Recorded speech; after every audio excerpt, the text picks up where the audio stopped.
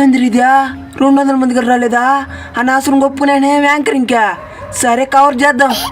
ఇక్కడికి విచ్చేసిన లక్షలాది మంది అభిమానులకి నా నమస్కారాలు. చూసారా సార్ డబుల్ యాక్షన్. ఇక్కడ ప్రస్తుతం మన ముందు డైరెక్టర్ గారు, హీరోయిన్ గారు ఉన్నారు. ఎవరు నువ్వు?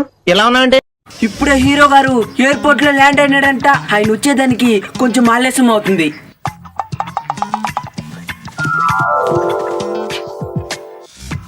డైరెక్టర్ గారు హీరో మరుగున్నానా?